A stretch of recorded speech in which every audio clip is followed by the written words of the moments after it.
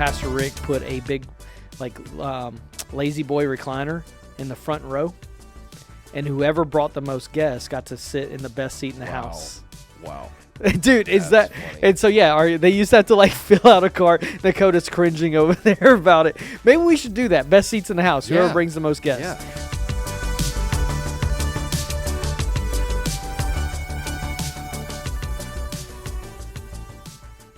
Welcome back to the Victory Podcast. Why did I just sound like a? I like it. I like it. Welcome back to the Victory Podcast. Let's and then I get go ready to and rumble. then I go country. Anyway, well, welcome back Welcome. welcome back to the Victory Podcast. What they need to know is we said that we were going to be funny in this one, so we already started. And we didn't even mean to. Yeah, I love it. But we got me, Birdie Cannon, and then we got Jess LaFleur, Connections Pastor at victorysulphur.com. So, Jess, you've been in the role again. You started in Back the role. in the saddle. Now you're back in the saddle. Yep. Got It's your fun. horses in the back. You were singing that song before. Dude, I haven't heard that song. I don't even know where that came from. I'm glad we started off funny because in the mornings it probably takes until 10 for me to actually be. Yeah, and it's 5 a.m. right now. We get Yeah. started really early. It's basically 4 a.m. David Goggins, Jocko would be so proud They're of us. still sleeping. They are. We're up Yeah, before sorry. them. We carpe diem. Anyway, Amen. this one's really important to us. We have a team night coming up June 30th, and this team night we're going to be doing some awards. We're going to be basically this is how people onboard onto our teams and also exit. Why is it important to have this exit? Yeah, I mean, most churches, and including our church, some people when they join a team, they just assume all right, I'm signing up for life. And feeling that way can kind of take the joy out of serving. And so, we want to make sure people know, hey, you're not stuck here. If you don't want to be here, then that's totally okay. You can join a new team, take a break, whatever. So It's like people think it's like Sandlot forever. Yeah. Insert Dakota, can you insert that clip from YouTube, please? Anyway, but I really believe in serving a lot. I would not be who I am today without the church. Yeah. Pastor Rick really made us feel in our youth group that we were in control of it, and so we should contribute. Really got that ownership mentality in my head, and I didn't realize how much it impacted everything I do. Yeah. Whether it comes from any business that I work with, because it's no secret I have a business that I run, and even when I work for those businesses to create content, I treat them like I am part of the team. I'm not a hired hand. Yeah. And I was thinking about this. I was working with a local company a couple weeks ago, and I was really thinking why I think like that. And it's honestly because of the church. The church is why I think like that. And then also in my business, it's production. And you'll love this. Me and Dakota, our creative pastor, we were talking about the difference in production guys in the world versus guys who are in the production company in the world but came from a church production background. The difference. And here's the main difference that we found is when you're in church world, you have a job title. For example, you're the Connections Pastor. Right. But you know what you're also going to do is anytime anybody needs help, you're willing to step in and you will put on that hat. Right. And because we have to be masters of the craft of everything All that we do. All things to all people. Dude, I after that storm came through with that tornado, we were out there blowing off concrete and picking up, and tomorrow somebody's gonna have to, someone's gonna have to get on the roof and pick the gutters out. I mean, it's a huge complex, and we all wear the same hat. Right. But in a world, I hate saying worldly job because it makes it sound like it's evil. I don't mean worldly, but if a job with a specific lane, a specific to do, and this is my job. I don't go out of the lines of that. And you get to say, no, that's not my job. In my business, if anybody says that's not my job, sorry, we're not working together anymore. Because I believe you take ownership of whatever you do. Right. So I believe in our serving because of that, because I know what it did in my life. I know how it gave me a sense of community. And still, my best friends today are people I served on the youth team with. Right. And I know that's been a really big part of your story is community, but I even think of why do we take such ownership of serving in an area? For instance, this is good. I'm thinking of Art and Allie. Okay, so we've got 2 volunteers who are retired, and they're still up here with us, like helping water plants, like do like clean up, work on stuff. Like, why?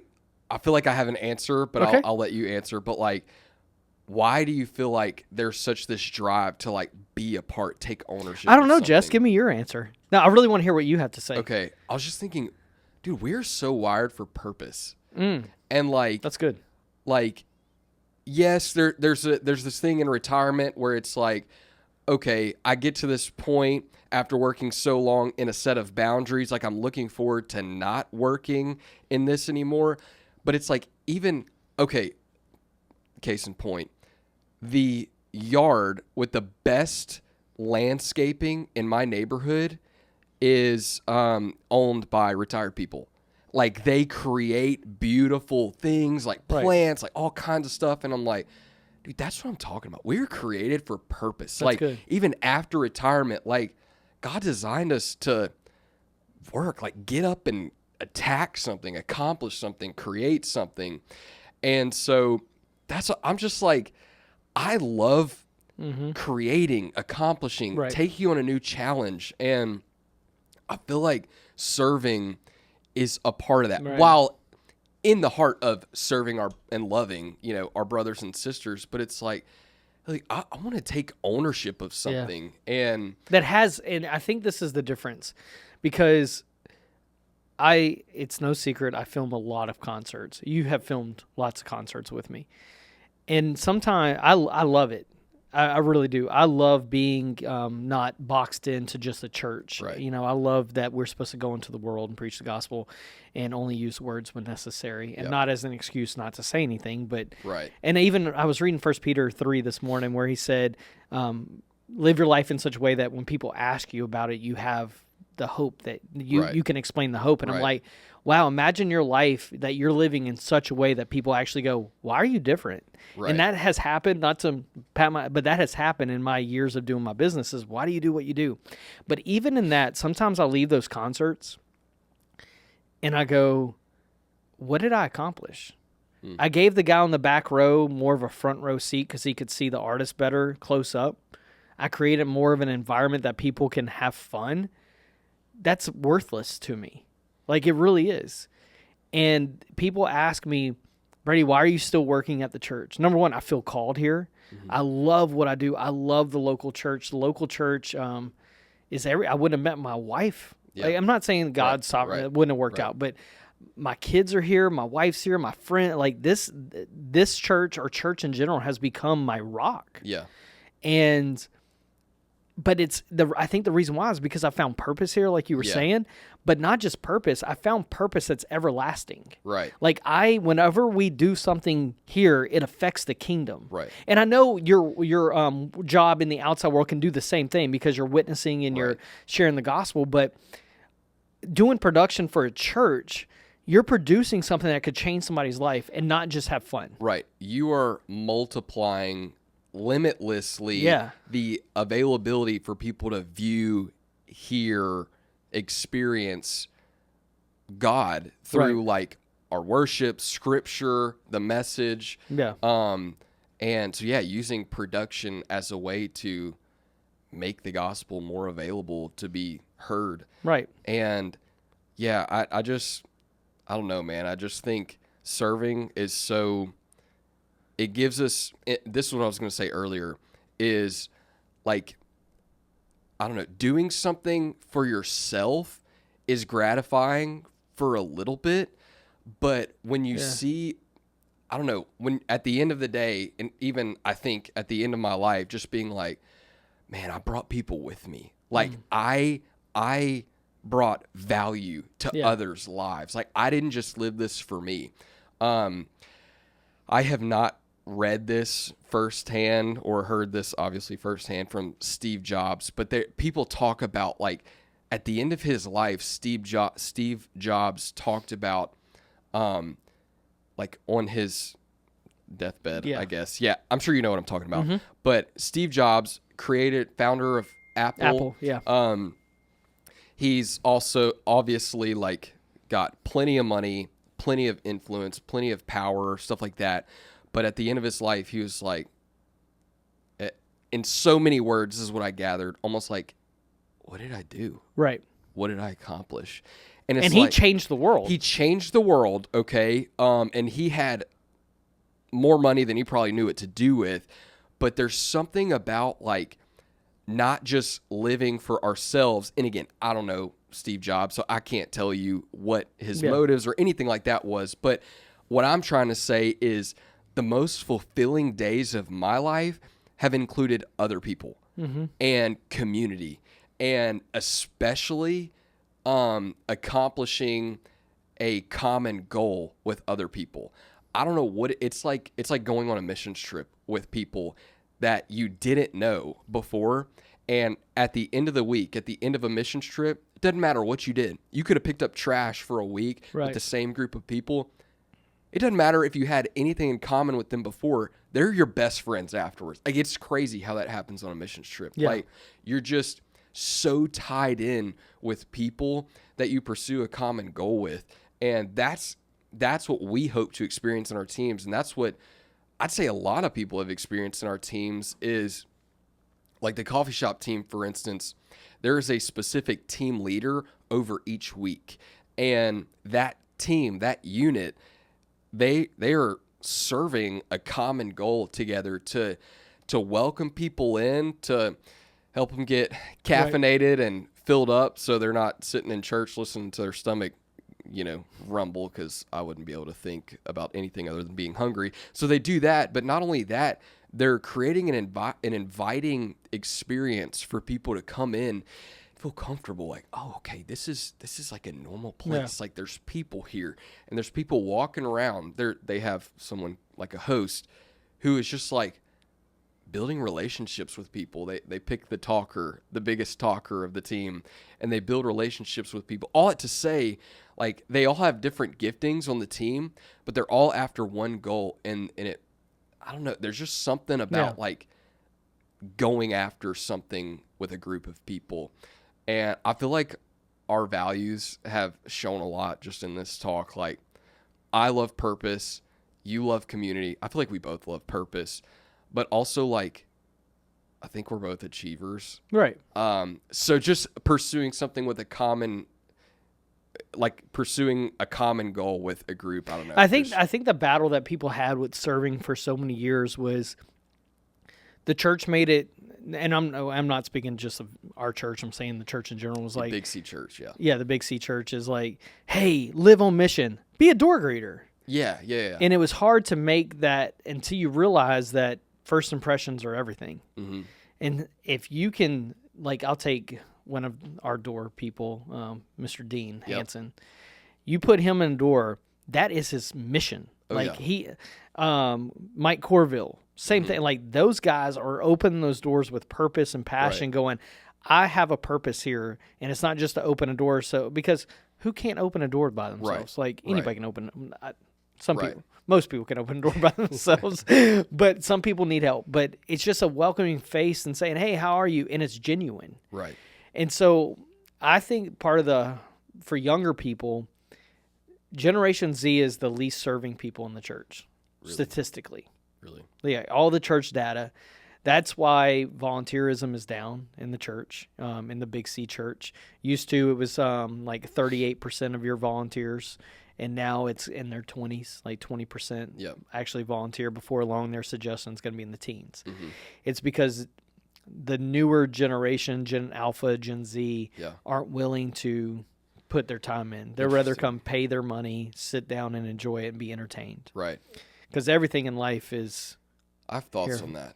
Here for entertainment. Yeah, go ahead. Yeah. So I picture leadership like this, but I'll turn it to serving. I picture both like being on a football team. I don't know why. That's just how it is in my head. You always talk about football, so I'm with you. I know. I'm with you. And so I always talk about roping. Yeah. No. So when I think about playing Friday night high school football, like in the middle of a crowd, I think, first of all, there's pressure to perform. Like, you could get hit. You could drop a pass and it be embarrassing. Anyways, but all that to say, it's more comfortable to sit on the bench or even in the crowd. Like, there's not a chance of you dropping a pass or getting smacked. Right. You know what I'm saying? But something in me, even when I took a break, when I was playing football, when I took a break to get water and someone went and played my position, I was like, I don't care that I'm tired. I don't care that I got hit. Yeah. I want to play. Like, I love this. I love, again, the brotherhood of like, dude, we're going to drive down the field and we're going to score. Right. And just this, I want to be a part. I want to contribute. And even though there's like the pressures that I was talking about, but just the joy in being a part, like doing something great, doing something that I enjoy. And it wasn't even about the people watching in the crowd, because guess what? We played in the backyard growing up over and over and without a single audience. I just knew I wanted to be a part. And that's how I picture serving. And like, yes, it can be uncomfortable. And just thinking about comparing it to football, like you have to train, you have to condition, you have to, what do you, prepare. But with this generation going, I don't want to be a part. Yeah. So I like being isolated in my room. Right. What I would say to you, if you feel that way, is like, man, if you just step out and like kind of conquer the fear of what you feel like is holding you back, and even if there's no fear, just like step out of your comfort zone and see what you're capable of. And that's what I loved about comparing it to football is like, dude, anything could happen. Anything could, and that like lit me up thinking like, man, I could score, I could make a good play, or just get to celebrate winning with my team, or even like be there in the low parts with my team. You know what I mean? Like, hey, look, we're all right. Let's train. Let's come back. All that to be said, like, this is my mind. I hope I'm communicating it well. But like comparing all those things to serving is there's just being a part, going after something, going with people, joining the process with people, and then finally just like testing what's on the inside of you. You know what I mean? Like for the people who are like, I'm comfy where I'm at. It's like, dude, I dare you to step out and try something new and see what comes out of you. You know what I mean? Like I think TD Jakes said this, and I've said this in another podcast, I'm sure, but there are dormant seeds within us that only burst into life in different settings and different atmospheres. And so there may be so many dormant seeds on the inside of you, me, us, that, dude, we don't even know yet. But once a certain season of life, or once we get in a certain atmosphere, it's like, oh, snap, I didn't know I was good at this. And going back to the greeter thing, like, so before I got into sales, before church and stuff like that, I felt like I was always like, I don't want to bug people. You know what I mean? I don't want to be the person who goes out of my way to talk to people. And so I started getting into career after high school, and that kind of challenged that and helped me grow in that a little bit more. And then Jacob Gary, he was the greeter leader here back in the day. And I was kind of still trying to find my place in life and with the Lord and in the church and a whole bunch of things. But he was like, hey, Jess, why don't you come be a greeter with us, open doors? And I was like, you serious? Like that? Okay, sure. This is a job. Right. And so anyways, I start working the doors, and I find out like I really love this. And I worked the same door or the same side every Sunday that I served. And there was the same line of people that would come in, and I started building relationships, and like, I just got so much joy. I couldn't wait for Sunday morning. Like, I'm thinking about it all, like the other 6 days of the week. I can't wait for Sunday, because I get to do this simple job, and because I'm building connections, relationships, and again, I've said this before, but one day, Miss Itasca Broussard, she was like, Jess, I look forward to walking through these doors every Sunday because you always greet me with a smile and you make me feel welcome. And I was like, oh my gosh, this simple job that I kind of underestimated has so much power and gave me purpose. And it honestly revealed to me I am a people person. And that came to light when I did something that like wouldn't have been my first choice. Yeah. So anyways, that's what I would say to someone who feels comfortable where you're at is you'll never know what else is on the inside of you until you step out and do something, whether it's serving or trying something new, starting a business like this, you know what I mean? And anyway, so that was my take on that. I think that serving the dormant seeds thing is I'm completely honest, vulnerable when I say it. I truly would not be who I am without serving on a team. Yeah. Whenever I was 14, about to be 15 years old. And it was a light switch that my youth pastor had me turn on, and then getting into the lighting, getting into all this stuff, getting into production, filmmaking, and people ask me, hey, how'd you start your business? I'm like, I started making funny videos for the youth group. Right. Because I wanted to be a youth pastor that had funny videos. Right. And then next thing you know, people saw it and they're like, hey, we'll pay you to do this, pay you to do that, pay you to do that. And that's just how it got started. But I would have never known that if my youth pastor wouldn't have had me flip on the light switch. And this is the light switch to the stage when he walked That on? Yeah, that he would walk on, he needed light, and he asked me 10 minutes before the service started. And I was so nervous. Mm-hmm. I'm like, don't jack it up. And it's turn on the light switch. But I believed in excellence so much that I wanted to do it right. And then be able to create an environment where people could experience God like I did. It was amazing. Right. And I was the kid who showed up, who I'm like, this youth group oh my God, they have a strobe light. You only saw a strobe light at middle school dances. Right. Yeah. And I'm showing up as a freshman looking like they have a strobe light. They had a vertigo light. And I'm like, what is this place? Right. And they had loud music and probably playing like Newsboys or something back in the day. But Toby Mac or something. Yeah. Well, he was part of, what was the name of the band? Jesus People, Jesus Freak. What was the name of their band? DC Talk. Thank you, Nakota. Thanks, Nakota. Yeah. Toby Mac was a part of DC Talk? Yeah. And the lead singer of Newsboys now, Tate, can't remember Michael Tate. He was the lead singer. Yeah, they're like best friends. Anyway. I got like the back end of all that stuff. Yeah. I was born in 97. But that was so cool. And I'm like, what is going on here? And they had like Christian techno. Techno was cool back in the 90s. And I was like, oh my gosh. And so that enticed me. That was like, what is this place? So when people are like, oh, lights don't matter, I'm like, nope, bullcrap. It did to me. Right. As a 15-year-old, it did to me. It mattered. And then what the coolest thing was because I had my youth pastor gave me ownership of the place, then I felt responsible to invite my friends.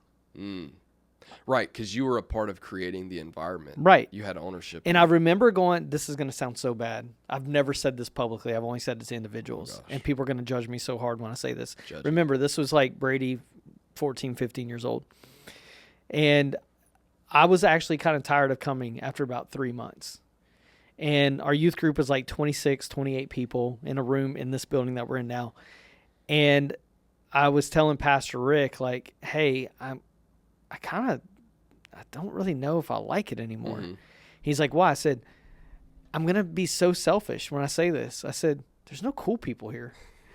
And I like, for real, I was that immature kid that said that. And this was the brightest, most genius, wisdom, Solomon moment. He said, you know how you fix that? Invite your friends. And I was like, I can invite my friends. And dude, I became a crazy missionary at Sulphur High School my freshman year, inviting everybody I could get to come here.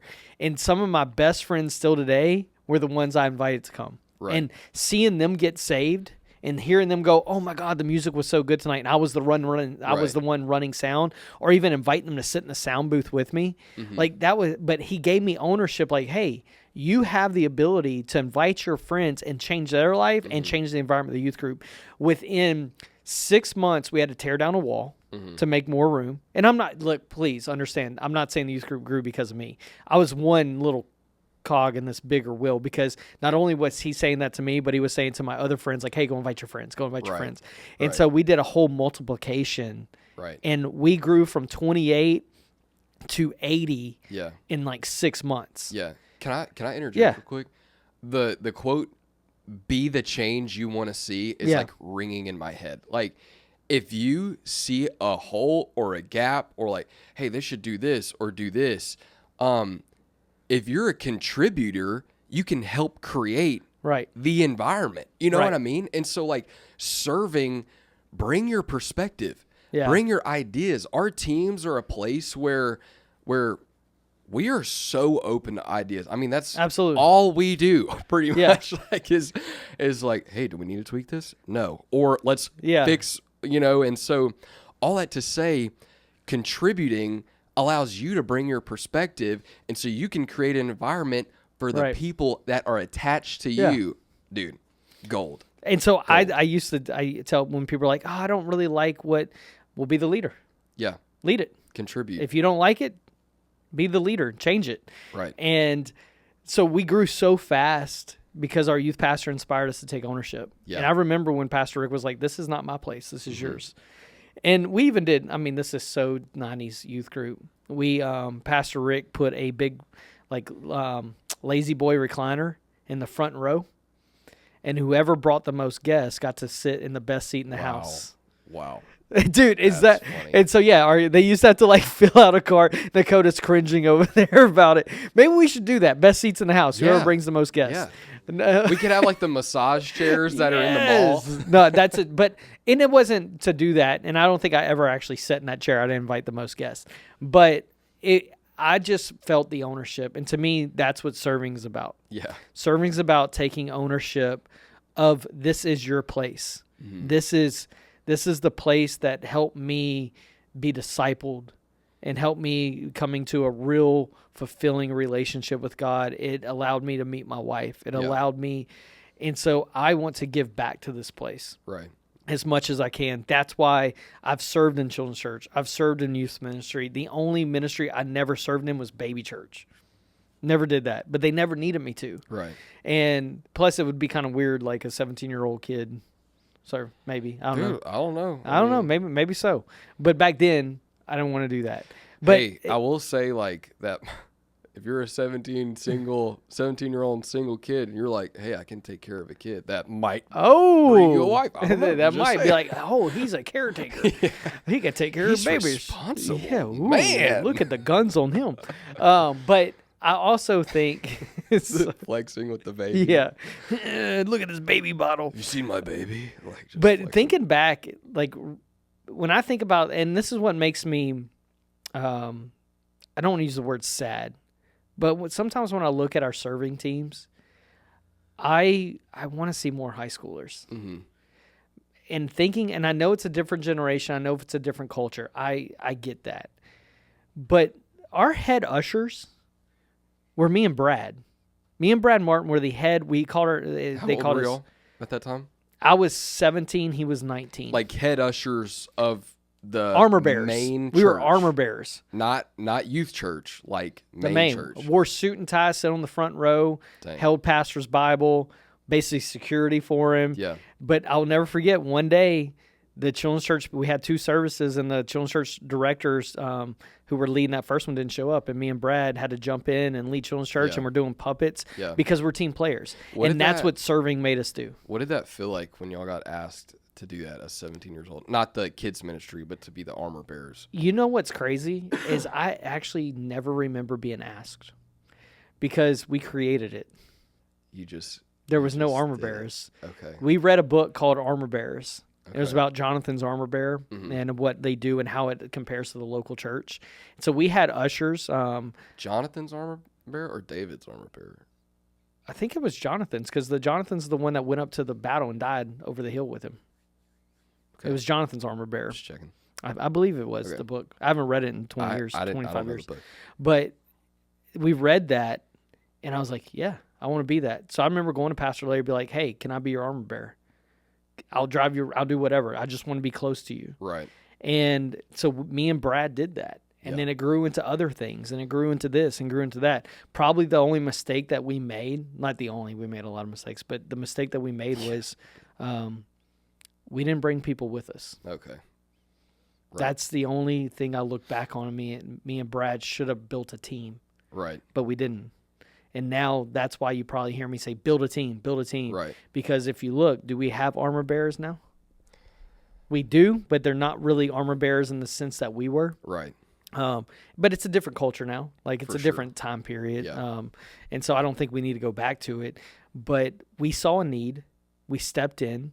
We built influence with our pastor because he saw Right. what we did in youth. Right. And he's like, yes, I want these guys with Right. me. And you looked around and you had young people on the worship team.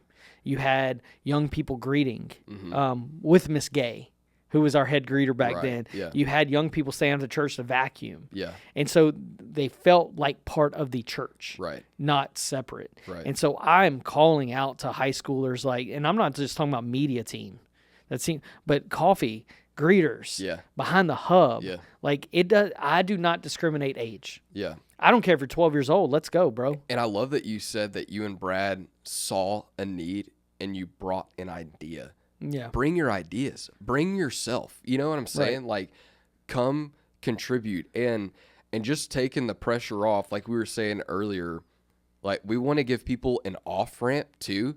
And I listened to a podcast with Carrie Newhoff and another guy named Tim something. He studied Gen Z. Anyways. Yeah, that's a great podcast. It's a great one. And Tim Elmore. Elmore, yes, Tim Elmore. And he was talking about Gen Z, and they're the most agency-minded generation ever. As far as, like, dude, we will tackle a project like you've never seen before. But after that project's done, I want to do something else. And that's okay. You know what I'm saying? Like, come try something for a time and communicate with a team leader, obviously, so you don't just flake out of nowhere. But, like, come try something for a time and then try something else and then try something else. Again, not in a flaky way, but in a way where you're communicating, but just see what's on the inside of you. But I think this is what the missing piece is. And Nakota, if we need to cut this for a separate little video, we can. This is how I feel about it. What makes me, and I'll use the word sad about what's going on, is people are finding their influencers, people to be influenced by, online. Right. Through TikTok, YouTube, and I'm not against those things. I'm really not. But here is what I'm against. A guy online who is your online pastor can never take the place of somebody physically. Right. And I came from a generation, and even the generation before me and the generation before me, like, I remember Lester Summerall. The reason why I listened to Lester Summerall, he got baptized on the Holy Spirit by the laying on the hands of our boy Smith Wigglesworth. Okay. And you just saw the passing down of the Elijah to Elisha. Yeah. I knocked down the door. Knocked down my youth pastor's door. What do I need to do? And anytime my youth pastor or my senior pastor called me, I always picked up the phone. Yeah. And they could say, hey, can you run a Walmart for us? Absolutely. Yes, sir. What do you need? And I was available. And then through those, honestly, like errand runs or through all that stuff, I got mentored. It wasn't just always, hey, can you go do this? Because it was never abuse of power. Right. But it allowed me to get close. And I remember going to Pastor Rick, and I literally said these words to him. And this doesn't show you my personality and who I am in the Lord. I went to him and said, I'm going to be better than you. And, he goes, I hope so. Yeah. That's my goal. That should be every father, mentor, And he said, "Can I ask you pastors. why?" I said, "Because I am hanging out with you. I'm hanging out with your brother. I'm hanging out with your dad. I'm going to take everything that my family taught me, everything that your family taught you. I'm going to combine them, and with these powers combined." And Yeah. it wasn't selfish. It was just like Pastor Larry taught me. I pray that this generation stands on my shoulders Right. and not have to rebuild the foundation. Right. But I was available. Yeah. Trey was available. And I think you make time for what you see as valuable. And so honoring what's on people's lives. You Right. know, I think you were so available to them because you took time to like recognize, okay, this man has developed years and years and years and years and years Right. of time with the Lord, leadership in ministry, and just leadership in general. And so I'm going to honor what's on his life.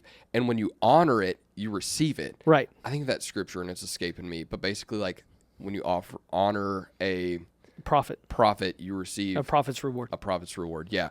And so it's just like, dang, when we honor, we can actually receive from people. Right. If I honor what's on your life, it actually opens me up to be like, oh snap, Brady's Right. really gifted in being an entrepreneur. Like if I want to grow in that, I need to go talk with him and Right. hear from him. And yeah, even thinking about just quick tangent too, but like you're talking about an online pastor can't do what one can do in real life.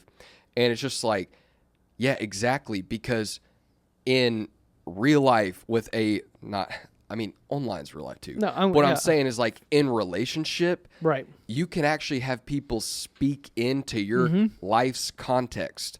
Whereas like, think of a great leader. I don't Yeah. know, but you just think of a great leader out there and they give some general good practical principles, truths, but actually someone who knows you, who Right. is in your life, can actually help speak into your context and make you better Right. today.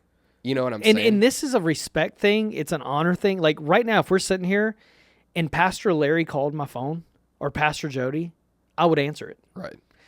I answer my phone for my leaders and my pastors. Again, I know there's balance in that, but my pastors are so respectful. They always, anytime your dad calls or Pastor Larry, it's like, hey, did I catch you at a good time? Right. You got a minute. And sometimes I'll be like, hey, I'm actually with my family right now. Oh, yeah, no, call me back. Right. But I'll always answer because I never know. Right. And that's put into me, but I know that there's a balance. And it went extreme at one time to where people forsake their family for this man of God because people abuse their power. Right. But when you find a genuine man of God or a woman of God who is really there as a Paul and Peter, a Paul and Timothy, Okay. Yeah. Yeah. and going, I am here for you to disciple and not to abuse. Because what a pastor does and a leader does is always give. Right. Like Pastor Larry has never asked me for one thing unless it was something to benefit Right. me. Right. And I believe that this generation is so, what's the S word? Skeptical. Because they have seen the abuse of power in serving, Yeah. because there's no off-ramp. And we've heard horror stories of making people babysit for people, like not here, Right. but in other bigger mega churches. And so we never have to worry about that here. But I just think there's a skepticism in leaders. Influence is a bad word now. Leadership's a bad word. It means manipulation. And it's just like, I believe God's heart has always been leadership. Look at it. There's Right. apostles for a Right. reason. But abuse of power has made that people be skeptical. Right. Every way you cut it, leadership is vital. It just depends on what experiences you had. Right. Because you could like totally be like turned off by a certain style of leadership, and then you go watch YouTube content of somebody Yeah. doing something, and it's like, bro, they're your leader. They're Yeah. teaching you how to do so, or you know what I mean? Right. It's like leadership is vital. It's just like Yeah. the right leadership. So I will say this, and to end with this, our team leaders are great. Yeah. There's nobody who abuses power by any means. And so we are, we believe in serving. We believe in it because of calling, purpose, community, all those things. And you can find those through our teams and our discipleship methods, which is all part of our teams. Right. And so if this is interesting to you, or you're like, okay, I want to join a team, come June 30th. Yep. We will have the QR code. If you're like, I didn't even sign up, come June 30th. Yeah. We'll have the QR code available. You can sign up for a team that night. You're gonna hear some celebration, some awards, some vision. We're gonna give out some team awards. Give out a big MVP award. I mean, it's going to be a fantastic. Think we're gonna do Rookie of the Year. A Rookie of the Year. I don't get that one. That one's gonna be hard. We talked about that. That may or may not happen. Hey, why don't you comment who you think the Rookie of the Year is, and Dakota can go through them. But anyway, well, thanks for joining us on this crazy episode of the Victory Podcast. And so, Jess, last thoughts? It was awesome. It was great. Community, purpose. It was good, brother. Yeah, it was great. Yeah. All right, well, we'll catch you on the next one.